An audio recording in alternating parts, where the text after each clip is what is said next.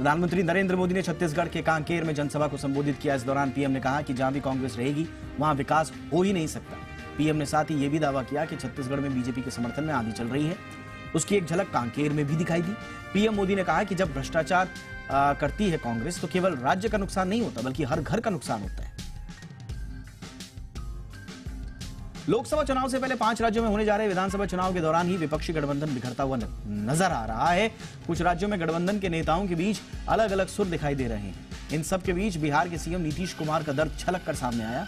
दिल्ली के सीएम अरविंद केजरीवाल को ईडी के सम्मान के बहाने नीतीश ने कांग्रेस पर निशाना साधा।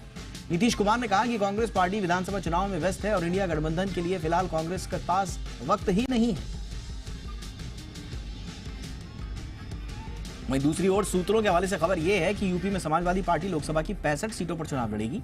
साथ ही समाजवादी पार्टी सिर्फ 15 सीटें कांग्रेस और गठबंधन दलों के लिए छोड़ने को तैयार हुई है। जानकारी के मुताबिक यूपी की 65 लोकसभा सीटों पर प्रत्याशी चयन की प्रक्रिया भी अंतिम दौर में है। यानी अखिलेश यादव ने यूपी चुनाव के लिए साफ कर दिया है कि वो 65 सीटों पर ही चुनाव लड़ेंगे और बड़े भाई यूपी में बनने जा रहे हैं। ईडी की ओर से राजस्थान कांग्रेस प्रमुख गोविंद सिंह डोटासरा के बेटे को नोटिस जारी किया गया है। न्यूज एजेंसी एएनआई के मुताबिक विभाग ने पेपर लीक केस को लेकर यह नोटिस जारी किया है। खबरों के मुताबिक पिछले हफ्ते डोटासरा के आवास पर हुई ईडी की रेड में उनके बेटे के खिलाफ कुछ जानकारी मिली थी, जिसको लेकर अब पूछताछ के लिए ईडी ने सम्मन जारी किया है। ईडी ने डोटासरा के बेटे अभिलाष डोटासरा को 7 नवंबर और अविनाश डोटासरा को 8 नवंबर को दिल्ली ऑफिस बुलाया है। टीएमसी सांसद महुआ मोइत्रा रिश्वत लेकर संसद में सवाल पूछने के मामले में आज लोकसभा की एथिक्स कमेटी के समक्ष पेश हुई। बाद में महुआ मोइत्रा ने आरोप लगाया कि समिति में पूछताछ के दौरान उनसे आपत्तिजनक और बेहद निजी सवाल पूछे गए।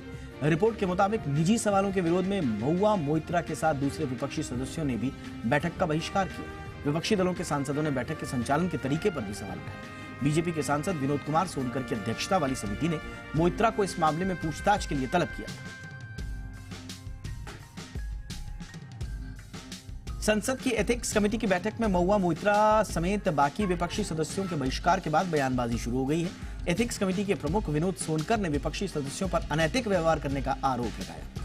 साथ ही कहा कि महुआ मोइत्रा ने आरोपों से बचने के लिए वॉकआउट किया। इन आरोपों पर बीजेपी सांसद निशिकांत दुबे ने कहा कि महुआ मोइत्रा ने जनता के सामने गलत नैरेटिव बनाने का प्रयास किया। उन्होंने जनता के बीच मोइत्रा ने गलत कहानी पेश करने की कोशिश की, ऐसा आरोप लगाया।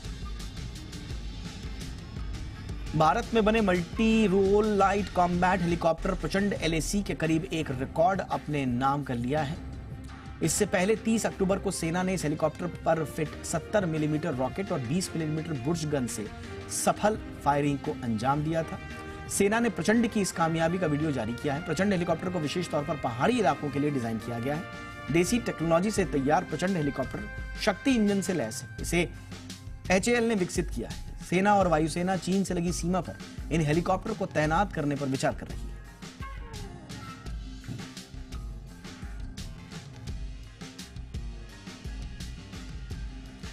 शराब घोटाले में आज ईडी ने दिल्ली के सीएम अरविंद केजरीवाल को पूछताछ के लिए बुलाया था, लेकिन वो ईडी दफ्तर नहीं पहुंचे। केजरीवाल ने ईडी को एक चिट्ठी लिखी और सम्मन पर ही सवाल खड़े कर दिए। तो शराब घोटाले को लेकर आज पूरे दिन आम आदमी पार्टी और बीजेपी के बीच जमकर सियासी घमासान जारी रहा। केजरीवाल ने ईडी पर आरोप लगाया कि सम्मन बीजेपी के इशारे पर भेजा गया है। साथ ही उन्होंने अपनी चिट्ठी में बीजेपी सांसद मनोज तिवारी का भी जिक्र किया। केजरीवाल ने सवाल किया कि आखिर मनोज तिवारी को कैसे पता कि पूछताछ के बाद गिरफ्तारी होगी।